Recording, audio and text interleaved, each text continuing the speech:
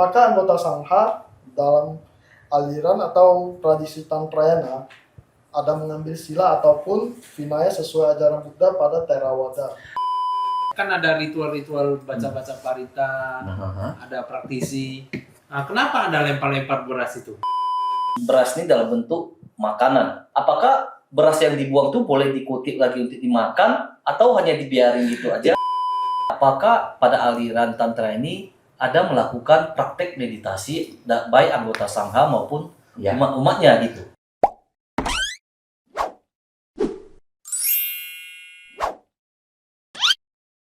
Ada satu pertanyaan mau ditanyakan kepada Konobu. Apakah anggota Sangha dalam aliran atau tradisi Tantrayana ada mengambil sila ataupun vinaya sesuai ajaran Buddha pada Theravada? Ya, yang namanya anggota Sangha, ya, baik itu Theravada, Mahayana, Vajrayana, tetap ada silanya. Jadi anggota Sangha di dalam aliran Vajrayana atau yang kita sebut para lama gitu, mereka pertama harus memiliki sila Patimokkha.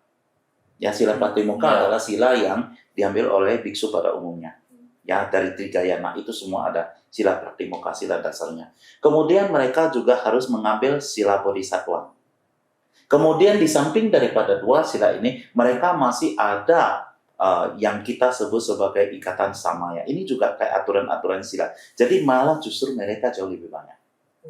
Ya, jadi mereka harus ada Pratimokkha, mereka harus menjalankan sila Bodhisattva, dan mereka juga harus menjaga kemurnian daripada samaya ini. Dan samaya ini tentunya hanya ada di dalam Tantra, ya, ataupun praktis Tantra. Jadi samaya ini begitu Anda masuk ke dalam praktis Tantra, begitu Anda menerima katakanlah inisiasi seperti misalnya ajaran Tantra, semua itu samaya muncul sendiri.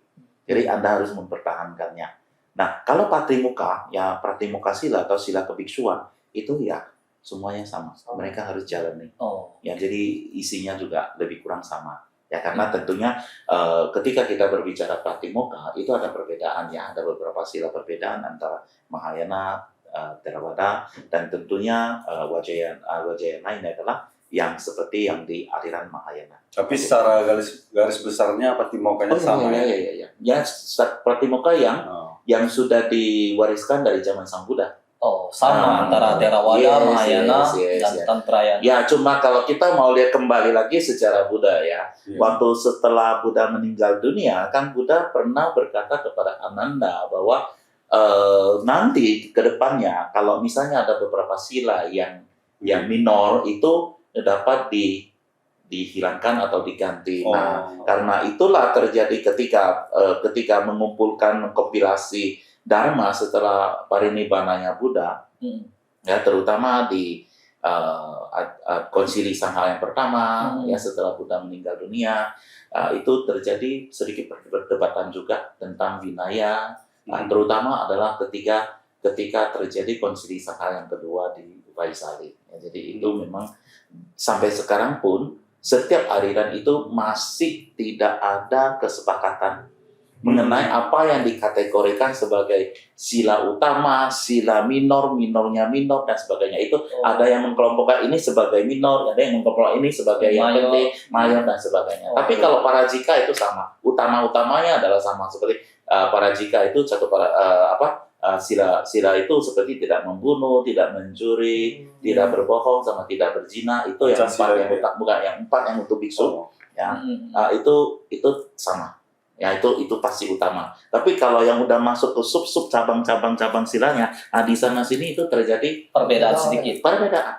Perbedaan tanggapan karena pada saat itu tidak ada kejelasan mana yang sila minor, mana yang sila mayornya di situ. Kecuali yang 4 sila utama ini. Gitu. Mungkin itu yang menyebabkan adanya perbedaan. Kelihatannya adanya perbedaan antara sila dari aliran Tantrayana, Theravada maupun Mahayana. Yes. Tapi Tantrayana itu prinsipnya kalau untuk Patimokkha adalah sama dengan Mahayana. Oke.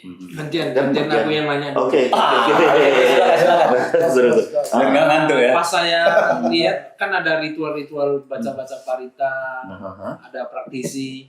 Nah, kenapa ada lempar-lempar beras itu, Konobu? Oh, ini satu Apa lagi. gunanya itu? Oke. Ya, ini juga satu pertanyaan menarik ya, karena mungkin di aliran lain nggak ada ya. Nggak ada. Ya. Aliran Mahayana mungkin ada ya, bunga. Nggak tahu juga ya, aku udah lupa. Kayaknya Mahayana ada juga loh, Ada beras. ya. Ada beras atau bunga? beras. Itu sebenarnya fungsinya apa? Cuci rumah katanya ada. Oke, jadi terutama di dalam ajaran Wajayana ya, ketika kita melihat di akhir daripada sebuah ritual, biasanya mereka itu akan melempar ya, kalau kita bilang tossing ya, lempar beras dan sebagainya. Nah, pertama adalah di dalam ajaran Wajayana itu, beras itu adalah simbol daripada kemurnian dan kelimpahan. Oh. Ya, jadi kemurnian dan kelimpahan. Oleh sebab itu, maka suatu kita puja selesai, mereka itu di akhir doa mereka melemparkan beras begitu adalah ibaratnya itu adalah fungsinya untuk memurnikan semua kenegativitas ataupun kesalahan-kesalahan selama puja itu berlangsung, dan juga untuk ya sebagai berkah untuk semua yang ikut puja itu ataupun yang peserta puja ini, dan juga kepada semua makhluk hidup dan untuk alam semesta. Ya, juga ketika kita menaburkan beras itu juga adalah sebagai simbol memberi berkah dan kesejahteraan untuk alam semesta dan untuk semua makhluk hidup. Ya, dan ya waktu itu ya itu semua simbol ya. Juga ketika kita menaburkan beras ini, kita juga sebenarnya merupakan simbol kita menebarkan kebajikan ke alam semesta dan juga kepada semua makhluk hidup. Dan juga ya salah satunya yang terpenting adalah di dalam waktu kita puja, waktu kita melakukan doa puja dan sebagainya di dalam Wajayana itu ya, kita kan membacakan aspirasi, tekad, doa-doa baik dan sebagainya. Nah, waktu kita menaburkan beras itu juga sebagai aktivitas dari tubuh fisik kita, itu untuk mengaktifasi ataupun mengunci gitu semua aspirasi dan doa-doa baik yang telah kita panjatkan, kita lafalkan selama kita melakukan puja itu. Jadi kira-kira demikian ya, itu makna daripada menaburkan ataupun menyebar beras. Berarti intinya bukan dalam konsep mengusir makhluk atau apa ya, tapi tetap melempar nanti bentuk cinta kasih ya. Yes. Tapi mungkin maaf saya potong dulu.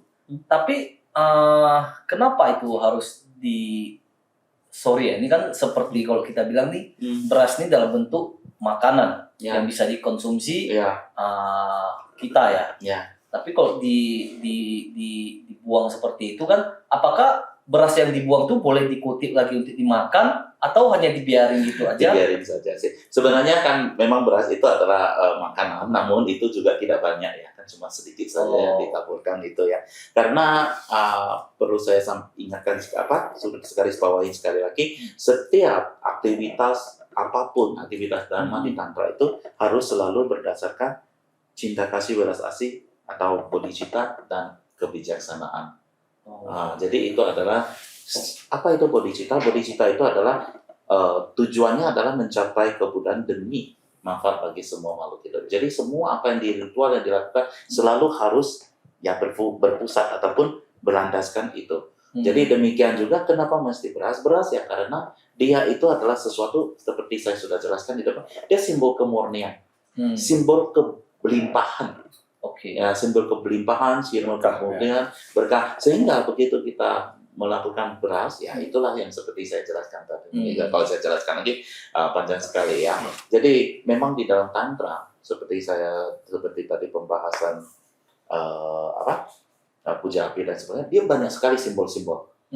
Banyak sekali simbol-simbol yang tetapi itu justru adalah simbol-simbol bagi kita untuk menyadari hakikat sejati dari batin kita. Nanti ini akan menjadi pembahasan yang sangat mendalam sekali, jadi mungkin kita sampai hanya dikenalkan saja, namun kita tidak membahas bagian itu dulu, karena itu sudah sangat mendalam sekali ya. Mungkin pertanyaan dari saya ada ini, boleh saya langsung tanyakan ya? Silakan saja. Sering kita melihat pada umumnya tuh aliran Tantrayana pada ritual-ritual yang dilakukan itu kan seperti puja maupun pembacaan parita gitu ya, atau doa gitu ya. Tapi sangat jarang kita melihat pada saat sesi puja ataupun ritualnya itu adanya meditasi gitu. Oke. Apakah pada aliran tantra ini ada melakukan praktek meditasi baik anggota sangha maupun Ya, umat-umatnya gitu? pertanyaan bagus ya. Iya. Mungkin orang melihat dari luar tantra itu puja. Benar. Karena kebanyakan puja gitu. Nggak puja baca Nggak pernah lihat harita. meditasi ya. Iya, benar. Karena lihat meditasi secara official. Benar. Oke. Nah, jadi sebenarnya ajaran tantra itu ya tentunya adalah ajaran agama Buddha dan sangat menekankan meditasi. Nah, terutama saya dari aliran Kaju ya, terutama Karma Kaju. Saya dari Kaju dan Kaju itu adalah meditator. Justru Kaju itu adalah meditator. Jadi ketika kita berbicara tentang Mahamudra kan praktis tertinggi daripada Kaju itu adalah Mahamudra. Misalnya kalau di dalam tradisi Nyima itu disebut sebagai Mahahati. Apa itu? Itu adalah meditasi. Meditasi untuk mengenali hakikat batin sejati itu. Jadi di dalam tantra itu sangat ditekankan meditasi itu. Dan sebenarnya puja itu juga adalah meditasi. Bagian dari meditasi. Bahkan itu adalah praktis meditasi itu sendiri. Kenapa? Karena kalau kita melihat itu, mungkin kita sebagian orang melihat puja gitu ya. Puja ninglang Orang secara itu umum semua ya, gitu secara ya. umum yang melihatnya sebagai itu. Tapi sebenarnya di dalam proses puja itu tidak sesederhana itu. Ya, dia ada langkah-langkahnya. Dia ada bagian di mana pembukanya. Ada terus kemudian dia masuk ke dalam latihan aktualnya. Ya, baru kemudian dedikasinya. Dan latihan aktualnya itu sebagian ya, dia banyak sekali hal yang perlu divisualisasikan. Visualisasi itu kan meditasi. Kesadaran kan, kita harus sadar, kita harus tahu apa yang kita. Ya seperti kalau kita memeditasi pada objek lah, kan visualisasi di dalam diri kita, ya kan? Jadi itu juga visualisasi. Ya, kemudian pada saat yaitu ada tahap ya, kalau di dalam pada umumnya di dalam praktis tantra itu ada dua tahapannya, tahap memvisualisasikan diri sebagai katakanlah Buddhanya atau apa yang dipraktis, ya itu adalah visualisasi. Tentunya itu adalah mempertahankan seperti samatha. Ya, karena kita mempertahankan kan visualisasi kita, dan kemudian pada akhir itu kita juga ada masuk ke dalam langkah peleburan di mana itu semua masuk ke dalam kekosongan. Ya, itu juga kita masuk ke dalam samatha gabungan dengan vipassana. Tentunya ini pembahasan yang lebih dalam, sangat dalam. Ya, lebih dalam. Tapi kalau pertanyaannya secara gampang ya memang meditasi juga. Di dalam tantra ya ada meditasi yang secara formal dilakukan seperti saya katakan itu Mahamudra, hanya duduk meditasi punya, atau pada saat puja itu juga sebenarnya meditasi. Ya, jadi puja itu adalah meditasi. Mungkin tekniknya aja yang berbeda. Yes, karena teknik meditasi itu banyak. Teknik meditasi itu banyak. Ya, Buddha mengajarkan kalau kita katakan 84.000 dharma. Jadi whatever, yang mana yang Anda senang, yang mana Anda suka, lakukan. Nah, sekarang kita udah jelas. Oke. Kalau kita mau meditasi versi tantra, kita harus cari Bro Norbu. Cari gurunya. Karena saudara Norbu ini sudah praktisi cukup lama ya. Ya, boleh dikatakan belajar cukup lama lah, kalau praktisi ya hanya gitulah. Ya. Oke, mungkin lanjut pertanyaan selanjutnya. Ada lagi yang mau ditanyakan? Iya, mudah-mudahan ini semua jawaban bisa memberikan satu penjelasan ataupun inspirasi kepada penonton ya. Oke, mungkin sampai di sini aja untuk sesi pertama. Nanti akan kita lanjut pada sesi kedua lagi. Apabila teman-teman memiliki pertanyaan yang mau ditanyakan seputar agama aliran Tantrayana ataupun Vajrayana kepada saudara Romo Norbu, bisa langsung komen di video ini. Nanti di lain kesempatan kita akan buat podcast dengan beliau lagi. Oke? Terima kasih. Thank you.